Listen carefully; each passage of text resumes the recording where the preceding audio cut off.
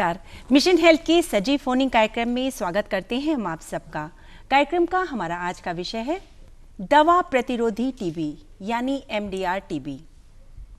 और इस विषय पर जानकारी देने के लिए हमारे साथ हैं चिकित्सा एवं स्वास्थ्य महानिदेशालय के राज्य क्षय नियंत्रण कार्यक्रम अधिकारी डॉक्टर संतोष गुप्ता जी। डॉक्टर साहब बहुत बहुत स्वागत करते हैं आपका कार्यक्रम में। दर्शकों, हम आपको बता दें कि MDR टीबी जो है ये एक बहुत गंभीर बीमारी है। सामान्य टीबी की बीमारी में जो इलाज किया जाता है वो इस टीबी में बिल्कुल कारगर नहीं होता।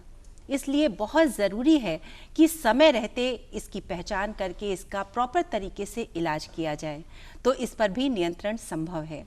तो इस संबंध में अगर आप कुछ पूछना चाहते हैं तो आप हमें फ़ोन कर सकते हैं। फ़ोन करने के लिए नोट कर लीजिए आप हमारा फ़ोन नंबर है 0522-220-5756, 0522-2288-698, 0522-4015-988। और हम आपसे अनुरोध करेंगे कि जब भी आप हमें फ़ोन करें अपनी टीवी सेट का वॉल्यूम कम रखें ताकि आपकी आवाज़ हम तक अच्छे से पहुंच सके और अपना प्रश्न भी संक्षिप्त रखें। डॉक्टर साहब, जब तक फ़ोन कॉल्स आने शुरू होते हैं हम ये जानना चाहेंगे कि MDR टीबी है क्या और सामान्य टीबी से ये किस तरह से भिन्न है? देखिए, MDR का मतलब है मल्टीपल ड्रग रेजिस्टेंट टीबी। तो आप अवगत होंगे कि टीबी जो बीमारी है वो एक बैक्टीरिया की वजह से होती है और उसमें सामान्य जो ट्यूबरकुलोसिस है उसके लिए जो ड्रग्स यूज़ करते हैं हम उनको हम कहते हैं फर्स्ट लाइन ड्रग्स। कभी कभी ऐसा होता है कि वे बैक्टीरिया जो है वो इतना रेजिस्टेंट हो जाता है कि उनमें सामान्यतः प्रयोग में आने वाली दवाएं कारगर नहीं होती, तो हम उसे कहते हैं मल्टीपल ड्रग रेजिस्टेंट टीबी यानी MDR टीबी। और इसी में एक कैटेगरी है XDR TB, extreme drug resistant TB. तो कलेक्टिवली वी कॉल देम कि ये है ड्रग रेजिस्टेंट टीबी, हम इसको कह सकते हैं जी। और डॉक्टर साहब, ये सामान्य टीबी से किस तरह से भिन्न है? इसके क्या लक्षण क्या अलग होते हैं? बिल्कुल नहीं, लक्षण तो उसी तरह के होते हैं। दोनों सामान्य जो टीबी है और MDR टीबी है उसके लक्षण तो मोर और लेस सेम ही होते हैं, लेकिन इसमें दवाएं कारगर नहीं होती जी। और थोड़ी सीवियरिटी ज़्यादा होती है। नॉर्मली जब कोई एक टीबी का पेशेंट आता है जिसको सामान्य टीबी है, हम दवाएं देना शुरू करते हैं तो कुछ ही हफ्तों में जो है उसको सिम्टम्स रिलीव हो जाते हैं। लेकिन जो MDR का पेशेंट है उसमें चूंकि वो दवाएं कारगर नहीं होती तो उसके जो लक्षण हैं वो उसी तरह से परसिस्ट करते हैं, बने रहते हैं और साथ साथ और जो है गंभीर होते जाते हैं। जी, तो ये बहुत गौर करने वाली बात है कि लक्षण भिन्न नहीं होते, उसी तरह के होते हैं, लेकिन दवा जो है कोई कारगर नहीं होती। डॉक्टर साहब, इसी MDR टीबी के ऊपर आइए हम देखते हैं एक लघु नाटिका।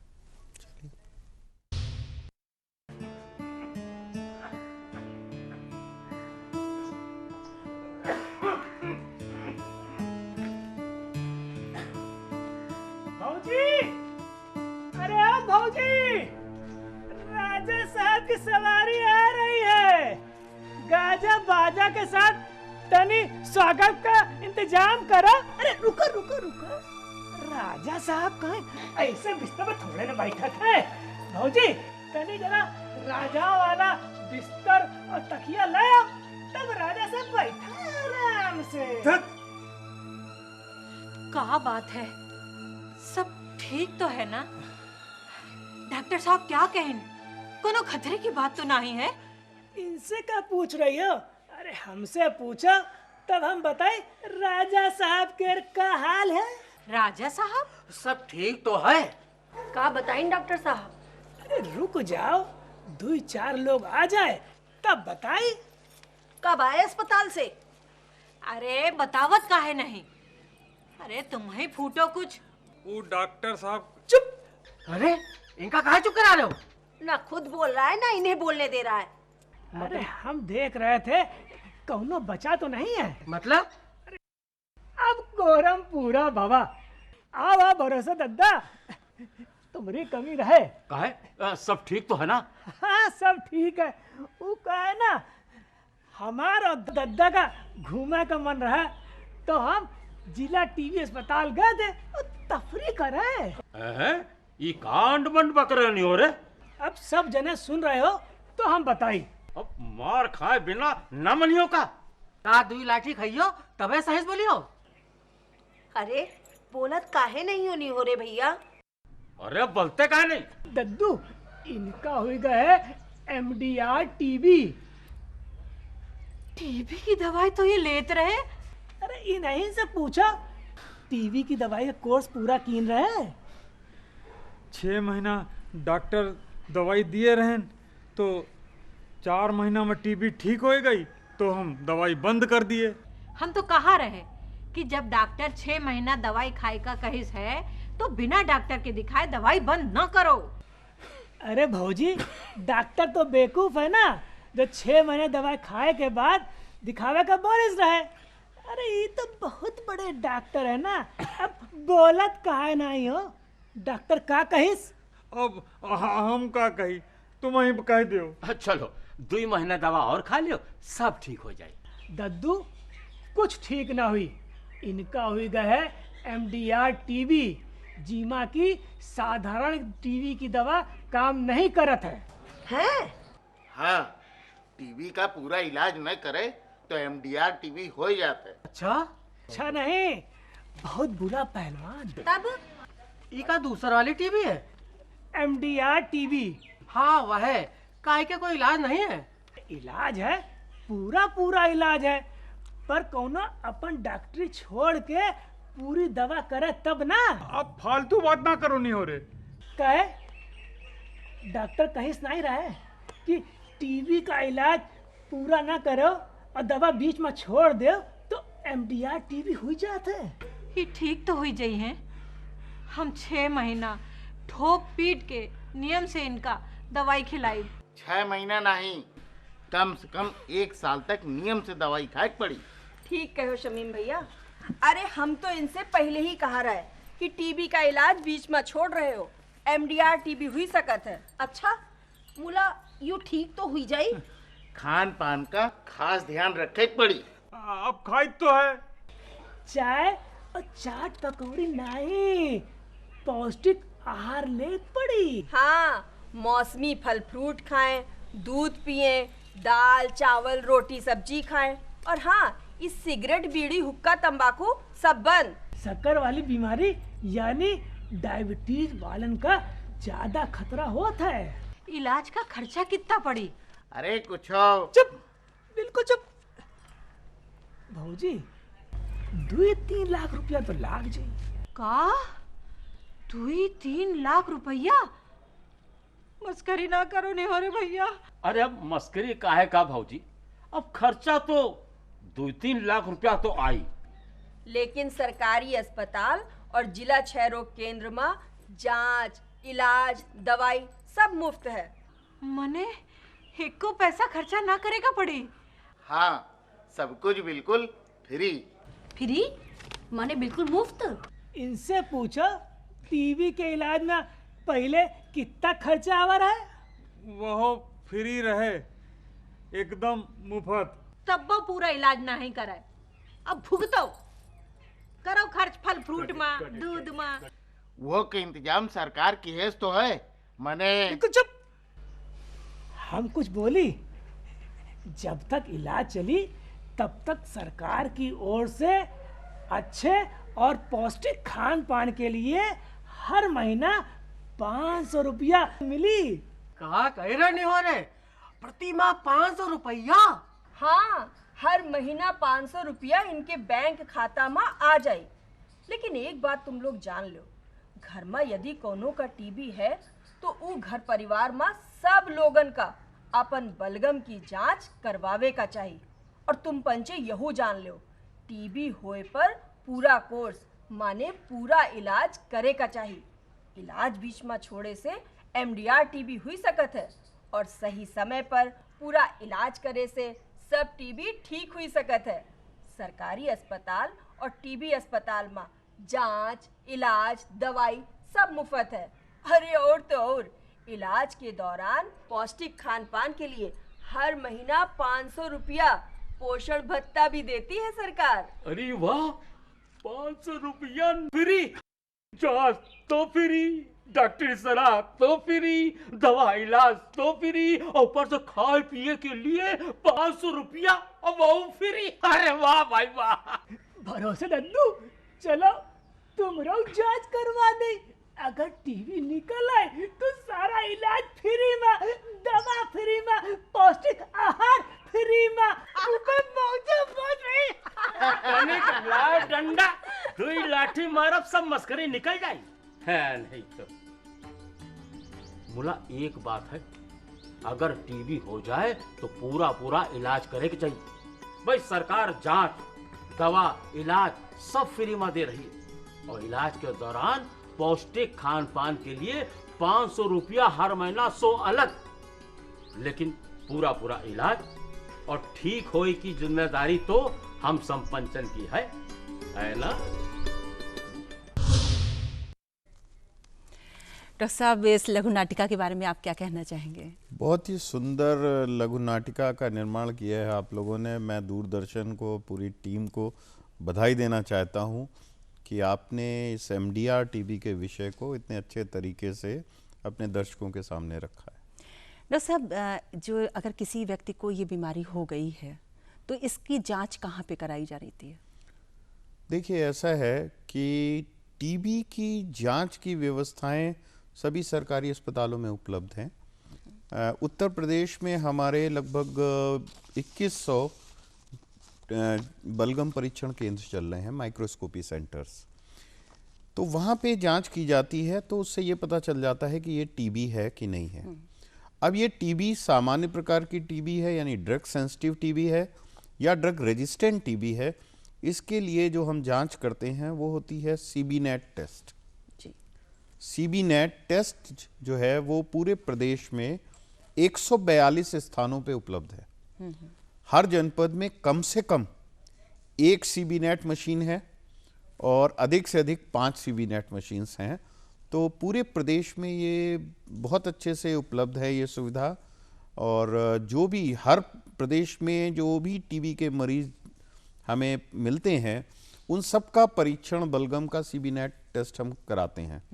तो उसी से हम ये चिन्हित करते हैं कि कौन से पेशेंट ऐसे हैं जो ड्रग रेजिस्टेंट की कैटेगरी में आते हैं जी। और एक बार ये CBNET टेस्ट जो है वो ड्रग रेजिस्टेंट टीबी बता देता है, तो उसके बाद हमारी प्रयोगशालाएं हैं प्रदेश में, culture and drug sensitivity labs हैं, जहाँ पे हम फर्दर इन्वेस्टिगेशन कराते हैं और इन्वेस्टिगेशन कराते हैं। फिर एक एक ड्रग के लिए हम देख लेते हैं, और जिस पेशेंट में जो ड्रग कारगर होती है, जो दवा कारगर होती है, उसका उन्हीं दवाओं से इलाज किया जाता है। अच्छा, मतलब हर पेशेंट के लिए अलग से जांच करके उसकी जो दवा प्रिस्क्राइब की जाती है उसी से उसका इलाज करते हैं।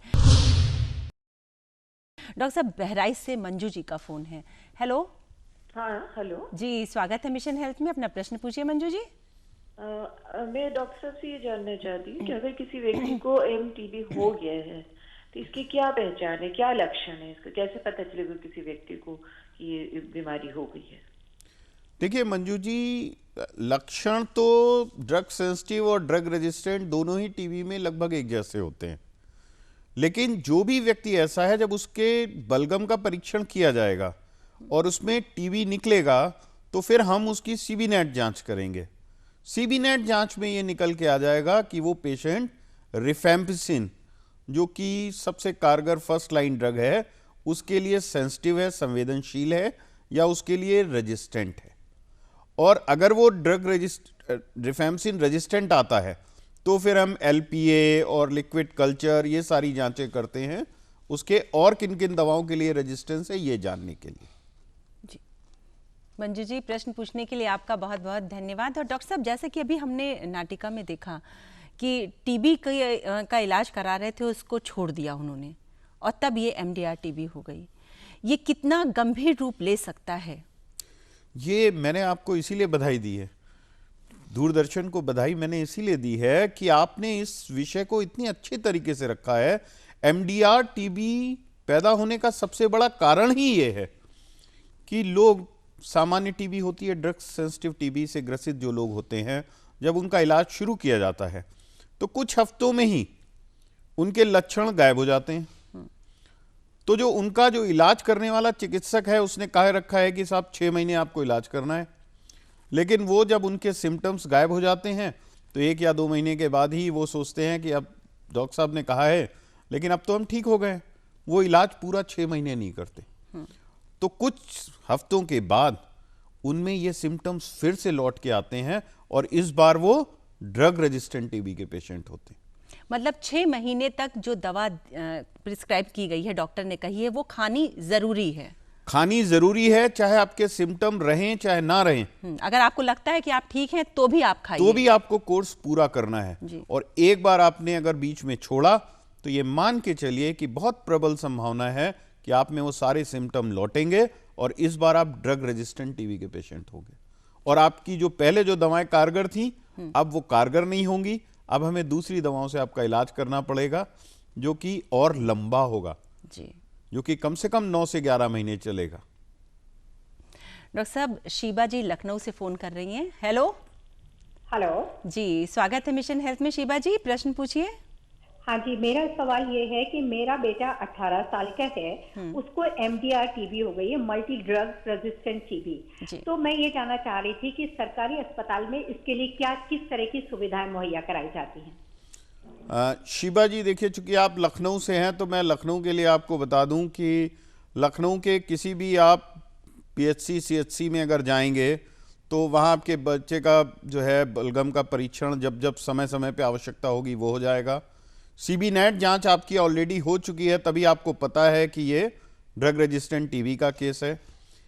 इलाज जो आपका चल रहा है वो सारी दवाएं भी सरकार की तरफ से निःशुल्क उपलब्ध कराई जा रही हैं और समय समय पे जो आवश्यकताएं होती हैं और जांचों की, इन दवाओं के साइड इफ़ेक्ट्स की को जांचने के लिए या इनको हम फर्दर कितना समय और चला सकते हैं अभी, उसको देखने के लिए जो और जांचों की आवश्यकता होती है वो भी जांचें सरकारी अस्पतालों में उपलब्ध हैं आपको। तो आप उसका इलाज पूरा करें। मेरी सलाह ये है कि जितनी अवधि के लिए आपको बताया गया है उस पूरी अवधि आप उसका इलाज करें। और एक चीज़ का ध्यान रखें, अगर कोई भी आपको एडवर्स कोई सिम्टम आता है, कोई नई परेशानी डेवलप होती है, तो जिस भी सेंटर पे आप इलाज कर रहे हैं उस चिकित्सक से तत्काल संपर्क करें कि हमको भाई ये बीमारी तो थी ही, अब ये हमें एक नई चीज़ डेवलप हो गई है। हो सकता है वो इन दवाओं के साइड इफ़ेक्ट्स भी होते हैं और उन साइड इफ़ेक्ट्स को भी बहुत अच्छे से उनका भी उपचार किया जा सकता है, बस अपने चिकित्सक को उनकी जानकारी दे दें। पूरी तरह से इसका भी इलाज संभव है, बस जागरूकता की डॉक्टर साहब बहुत ज़रूरत है। और अमित जी हमें फ़ोन कर रहे हैं लखनऊ से। Hello hello. हाँ अमित जी, स्वागत है मिशन हेल्थ में। प्रश्न पूछिए जी। मेरा सवाल ये है कि ये टीबी होने का कारण क्या है और क्या इसका कोई प्राइमरी स्टेज में टेस्ट से पता चलता है जिससे कि हमें 6 महीने की दवा ना करनी पड़े? देखिए अमित जी, टीबी जो है वो एक बैक्टीरिया है, माइकोबैक्टीरियम ट्यूबरकुलाई, जिसकी वजह से होता है। और ये बैक्टीरिया एक व्यक्ति से दूसरे व्यक्ति में ड्रॉपलेट्स के माध्यम से पहुंचता है। कोई भी व्यक्ति जब खांसता या छींकता है तो उसके मुंह से, नाक से बहुत से ड्रॉपलेट्स निकलती हैं और अगर वो व्यक्ति टीबी से ग्रसित है तो उन ड्रॉपलेट्स में माइकोबैक्टीरिया भी निकलता है जो उसके आसपास में जो भी व्यक्ति उपलब्ध होता है उसके शरीर में प्रवेश कर सकता है और उसको ये बीमारी फैला सकता है। अब ये तभी आपको पता चलेगा जब आपको कुछ सिम्टम्स हो रहे हैं। अगर और सिम्टम्स क्या है? 2 हफ्ते से अधिक खांसी आना, खांसी में बलगम आ रहा है, बलगम में खून का आ जाना, बुखार होना, सीने में दर्द होना, भूख लगना कम हो जाना, वजन कम हो जाना, ये सब टीबी के लक्षण हैं और खासतौर से पल्मोनरी टीबी के लक्षण जी।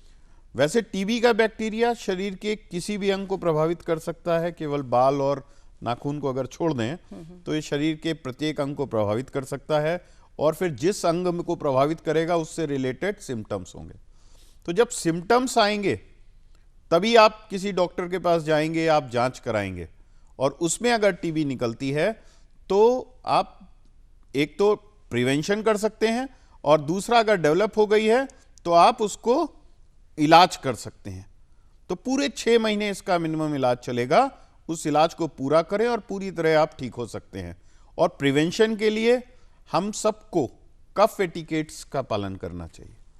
कफ एटिकेट्स ये है कि खांसते या छींकते समय हम अपने मुंह पे और नाक को कवर कर लें, इस तरह से हाथ रख के या कोई कपड़ा रख के, और अगर कुछ नहीं है तो ऐसे करके भी हम उसे कवर कर सकते हैं, ताकि हमारे आसपास जो और व्यक्ति मौजूद हैं उन तक वो ड्रॉपलेट्स ना पहुंचे। जी, बहुत ही अच्छी बात बताई डॉक्टर साहब आपने, क्योंकि मेरे ख्याल से ये एक संक्रामक रोग है कि खांसने छींकने से दूसरे तक जीवाणु इसके पहुंच सकते हैं। डॉक्टर साहब, अगर किसी व्यक्ति को ये शिकायत हो गई है और मान लीजिए वो डॉक्टर के पास नहीं जा रहा है, तो क्या आसपास के लोग जाके उसके बारे में अस्पताल में बता के उसका इलाज करवा सकते हैं?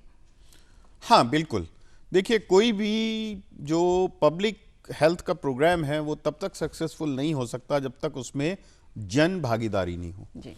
तो हम सब लोगों को ये जिम्मेदारी निभानी पड़ेगी कि हमारे घर परिवार में, अड़ोस पड़ोस में, कार्य क्षेत्र में अगर कोई व्यक्ति ऐसा है जिसको 2 हफ्ते से ज़्यादा खांसी आ रही है, तो उसको हम प्रेरित करें कि भाई आप अपनी जांच कराइए, निकट का जो भी स्वास्थ्य केंद्र है वहां जाइए, अपनी जांच कराइए, हो सकता है आप टीबी के मरीज हो। जागरूकता और जन भागीदारी से हम इस बीमारी के फैलने को रोक सकते हैं, और इसकी बहुत अहमियत है। हमारे माननीय प्रधानमंत्री जी ने वर्ष 2025 तक टीबी के एलिमिनेशन का लक्ष्य निर्धारित करा है, और इसीलिए प्रोग्राम में बहुत सारी सुविधाएं दी जा रही हैं। जो लोग इसकी जानकारी देते हैं उनको भी इंसेंटिव्स दिए जाते हैं। अच्छा। हाँ, कोई भी प्राइवेट चिकित्सक है या कोई भी और व्यक्ति है जिसकी संपर्क में कोई टीबी का मरीज है, तो आप उसकी सूचना निकट के स्वास्थ्य केंद्र पर उपलब्ध कराएं, तो उस व्यक्ति को भी इंसेंटिव्स दिए जाते हैं कि आपने ये केस को बताया, ताकि तभी तो जब हम इन केसेस को आइडेंटिफाई करेंगे, चिन्हित करेंगे, उनका इलाज करेंगे, तभी इसके प्रचार प्रसार को हम रोक पाएंगे। डॉक्टर साहब, कार्यक्रम के अंतिम पड़ाव पे हम हैं, तो हम ये जानना चाहेंगे कि इलाज के दौरान किन किन बातों का खास तौर से मरीज भी ध्यान रखे। देखिए, सबसे पहली तो जो इसमें आवश्यकता है वो ये कि जितनी दवाएं जितनी अवधि के लिए आपको बताई गई हैं वो उनका सेवन नियमित रूप से सेवन करें, उसमें कहीं भी कोताही नहीं होनी चाहिए। जी।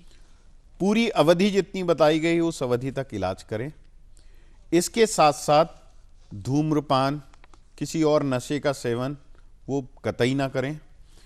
पौष्टिक आहार लें। और मैं यहाँ पे आपके दर्शकों को ये भी बताना चाहूँगा कि सरकार ने भी न्यूट्रिशनल स्टेटस यानी कि जो पोषण है, मरीजों के पोषण स्तर में सुधार करने के लिए भी प्रोग्राम में व्यवस्था करी है।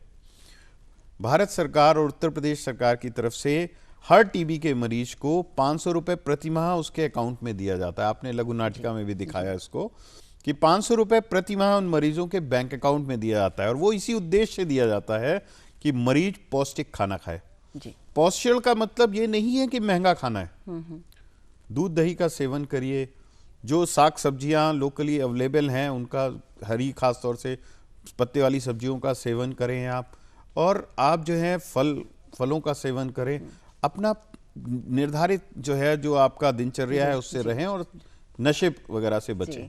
तो काफ़ी सुविधाएं सरकार की तरफ से सभी लोगों के लिए, इस तरह के जो मरीज हैं उनके लिए दी गई हैं। और अब हम लेते हैं चलते चलते। दर्शकों, चलते चलते में हम आपसे एक प्रश्न पूछते हैं, और उस प्रश्न का सही उत्तर भेजने वाले दर्शकों में से किसी एक दर्शक के पत्र का चयन हम लकी ड्रॉ के द्वारा करते हैं, और फिर उन्हें आमंत्रित करेंगे अपने यहाँ कार्यक्रम में। तो नोट कर लीजिए आज का हमारा प्रश्न है, क्या दवा प्रतिरोधी टीबी का पूरी तरह से इलाज संभव है? और इस प्रश्न का उत्तर आप जिस पते पर लिखकर भेजेंगे वो पता भी नोट कर लीजिए। हमारा पता है